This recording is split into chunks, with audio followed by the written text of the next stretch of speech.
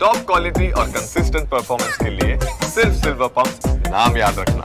પરંતુ આપણે જો સ્ટોક ઓફ ધ સ્ટોરી જો વાત કરીએ તો એક સ્ટોક છે જેણે 5 વર્ષમાં 1500% રિટર્ન આપણને આપી રહ્યો છે.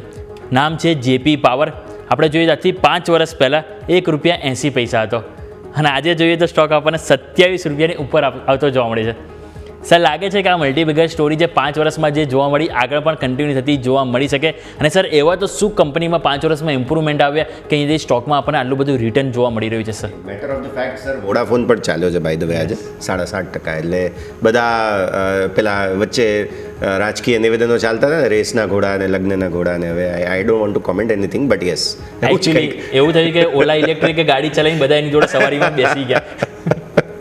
રવિ સર. યસ, બધા જ તમે જોશો. આના ઉપરાંત રતન ગ્રુપ છે, જેપી પાવર છે, આજે ઓલા છે અને બ્રાઇટકોમ છે, લાઈક કે જે ₹2 ક્લોઝ થયો તો સેબીની એક્શનથી એ આજે ₹21 લિસ્ટ થયો. તો માર્કેટને આ એક વધારે પસંદ આવું લાગે છે કે બહુ તો એવું થાય તો ડીલિસ્ટ થઈ જશું, ફરીથી લિસ્ટિંગ કરશું તો પબ્લિકનું ત્યાં મીન્સ કે કોઈ પણ ફરક નથી. ના તો કંપનીના રિઝલ્ટમાં કોઈ ઇમ્પ્રુવમેન્ટ આવશે, ના તો કોઈ કોર્પોરેટ ગવર્નન્સમાં. હા, એમને સેબી સાથે સેટલમેન્ટ કરીને ફરીથી બ્રાઇટકોમે લિસ્ટ કરું.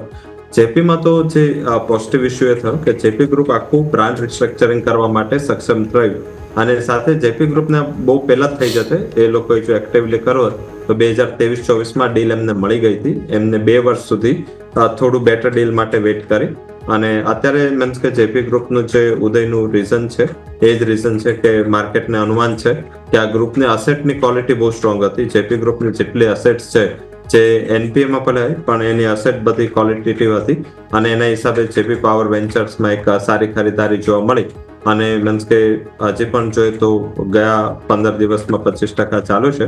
હવે ધીમે ધીમે આ એએસએમ કેટેગરીમાં આવશે, થોડું એએસએમ મીન્સ કે એસટીમાં આવશે, પછી એલટીમાં આવશે, એટલે કારણ કે પ્રાઇસ વાઇઝ ઈટીમાં પણ આવશે. તો આઈ થિંક એના હિસાબે થોડું તમને અહીંયા ઇશ્યુ દેખાશે. તમને મીન્સ ખાલી જેપી એસોસિએટનું ખાલી ગ્રુપ જોઈ લેશો, જેપી પાવરનું કે કયા ગ્રુપની કંપની છે બીએસસીમાં એનએસસીમાં, તો તમને ખ્યાલ આવી જશે કે શું કામ પ્રાઇસ ઉપર છે. એ ગ્રુપની કંપની છે.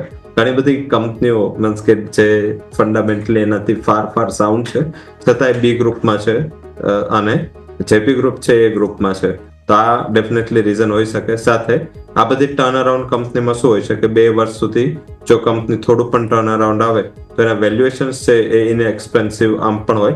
ધારો કે આ કંપની છે તો છેલ્લા 5 થી 6 ક્વાર્ટર સતત પ્રોફિટ બતાવી છે અને 2025માં ઓલ ઓવર મીન્સ કે જોઈએ તો કંપની પ્રોફિટમાં રહી છે.